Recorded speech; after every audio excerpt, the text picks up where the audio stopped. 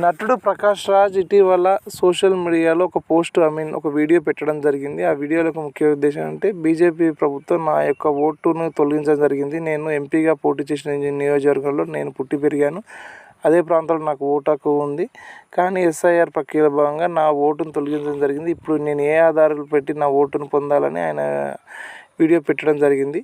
అయితే బీజేపీ ప్రభుత్వం నాపై కుట్ర పన్నిందని చెప్పడం జరిగింది. అయితే సదరు బిఎల్ఓ ఆఫీస్లో ఆ ఇంటికి మారినప్పుడు చుట్టుపక్కల ప్రాంతాల్లో ఎంక్వైరీ చేసినప్పుడు వారు చెప్పిందంటే గత 4-5 సంవత్సరాలుగా ఈ ప్రాంతంలో ఈ ఇంట్లో ప్రకాష్ రాజ్ ఉంటలేదని అతను వేరే ప్రాంతానికి షిఫ్ట్ చేయడం జరిగిందని చెప్పడం జరిగింది.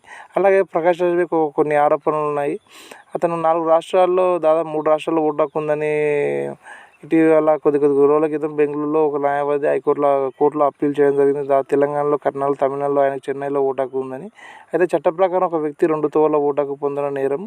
అందుకే దానిపై ఆయనకు సమన్లు ఇస్తే కూడా ఆయన కోర్టుకు హాజరు కాలేదు. దీనిపై అక్కడ కోర్టు సీరియస్ అయ్యి నాన్ బెయిల్ వారెంట్ ఇష్యూ చేయడంతో ఆయన తిరిగి కోర్టుకు వచ్చి సమాధానం చెప్పడం జరిగింది. నాకు సమన్లు కరెక్ట్గా రాలేదు, అందుకే నేను రాలేకపోయాను అని చెప్పడం జరిగింది. అయితే ఆయన తిరిగి ఓటు హక్కు పొందడానికి ప్రక్రియలో కొన్ని అవకాశాలు ఉన్నాయి.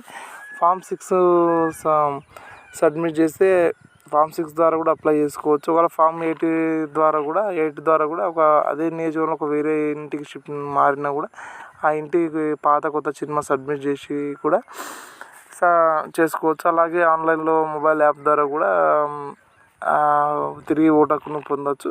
ఆఫ్లైన్లో కూడా తిరిగి ఆయన తహసీల్దార్ ఆఫీస్కి వెళ్ళి అక్కడ తగిన ఫామ్ 8 ఇచ్చి తను ఏ చిరునామాలో ఆ చిరునామా యొక్క డీటెయిల్స్ తిరిగి సబ్మిట్ చేస్తే కూడా తిరిగి ఓటు హక్కు పొందొచ్చు. అయితే ఇవేమి కాకుండా నాకు ఓటు హక్కు ఏ ప్రభుత్వము ఓటు హక్కును తొలగించలేదు. ఎందుకంటే మన సరైన పత్రాలు ఉంటే ఏ ప్రభుత్వం మన ఓటు హక్కు తొలగించడానికి అవకాశం ఉండదు. కాబట్టి దాన్ని నిరాధారణ బీజేపీ కూడా ఖండించింది. అయితే అక్కడ అధికారంలో మాత్రం కాంగ్రెస్ పార్టీ సెంట్రల్గా స్టేట్లో కాంగ్రెస్ పార్టీ అధికారంలో ఉన్నది. ఇటీవల చాలా రాష్ట్రాల్లో ఓటు హక్కులు బీజేపీ తొలగిస్తుందని చెప్పింది. అయితే చాలా మందికి డ్యూయల్ ఓట్స్ ఉంటాయి. ఎందుకంటే ఊర్లో ఒక ఓటు ఉంటుంది, హైదరాబాద్లో ఒక ఉంటుంది. దాదాపు మా ఊర్లో ఉన్న చాలా మంది ఒక 30 మంది హైదరాబాద్లో ఉంటే వాళ్ళకి హైదరాబాద్లో ఓటు హక్కు ఉంది, ఊర్లో ఓటు హక్కు ఉంది. అయితే చాలామంది ఈ ప్రక్రియలో భాగంగా హైదరాబాదు యొక్క ఓటును వదులుకొని విలేజ్లో గ్రామంలో ఉన్న ఓటును ఉపయోగించుకుంటున్నారు.